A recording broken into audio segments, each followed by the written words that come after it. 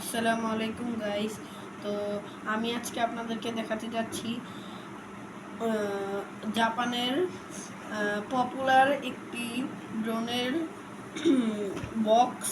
এই ড্রোনটির মধ্যে ক্যামেরাও রয়েছে, আপনারা দেখুন।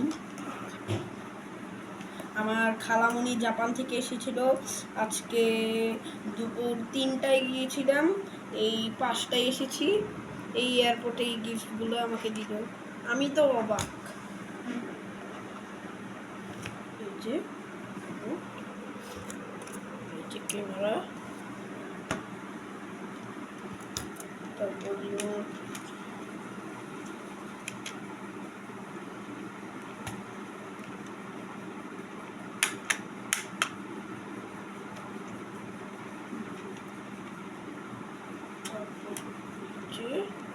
আপনারা এটা নাও ইউজ করতে পারেন, ইউজও করতে পারেন, আপনাদের ইচ্ছা। যদি যেন ভালোভাবে ধরতে পারেন, অথবা এইভাবেও ধরতে পারেন, এইভাবেও ধরতে পারেন, আপনাদের ইচ্ছা।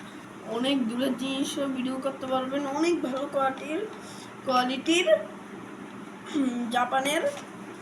তো এটার মধ্যে আপনারা মোবাইলটা রাখবেন, আর এই দুইটা স্টিক আপনার মোবাইলটাকে ধরে রাখবে। তারপর এই বাটন চাপ দিলে স্টার্ট হয়ে উপরে নিচে যাবে নিজে নিজে। তারপর এই বাটনটাতে চাপ দিলে অফ হবে, আবার অন হবে।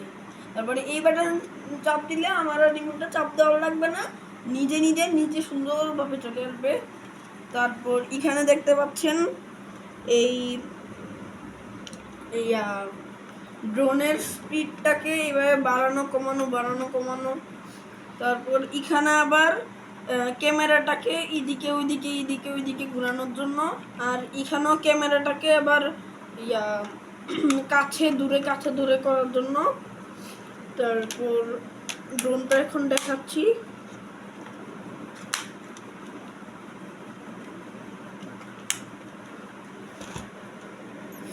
তো এই যে গাইস দেখুন ড্রোনটি,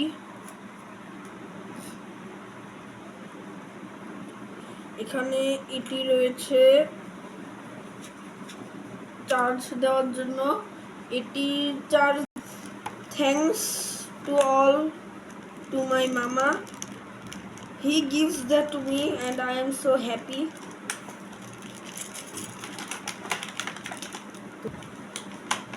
এই যে এখানে কটা নাট আছে, আপনারা রিমোটে, আমি তো জানি না, আজকে পেয়েছি এটা। এখানে 4টি নাট পাবেন, এই 4টি নাটগুলোকে রিমোটে 2টা আর ড্রোনের মধ্যে 2টা। এখানে ড্রোনটা আপনি যদি না বুঝেন কিভাবে মোবাইলে সেট করতে হয়, কিভাবে কোনটা কোথায় ঢুকাইতে হয়, এই বইটি পাবেন, ছোট্ট একটি বই। এখানে লেখা থাকবে যে ড্রোনটি কিভাবে উড়বে, রিমোটটা কিভাবে চালু করতে হবে, চার্জ কিভাবে দিতে হয়। তারপর আরেকটিও মেনু আছে, এই ম্যানুয়ালটা দিয়ে মোবাইলে কিভাবে সেটিং করবেন ওইটাও এই বইয়ের মধ্যে দেওয়া আছে। তারপর এখানে আলাদা একটি ক্যামেরা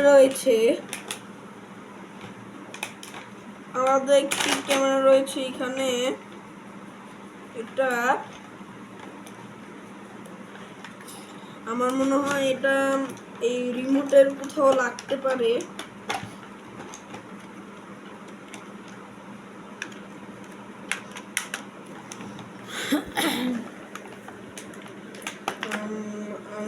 তাহলে এটা মনে হয় গাইস, এটা মনে হয় ড্রোনের আলাদা মনে হয় একটা, না? হ্যাঁ, আলাদা ড্রোন। তো গাইস এটা আলাদা। আর এখানে নাটগুলো রাখানোর জন্য ছোট্ট একটি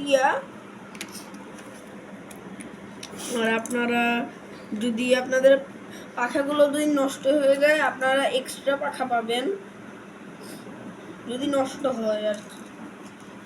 তো আজকের জন্য এতটুকুই। আল্লাহ হাফেজ, আসসালামু আলাইকুম।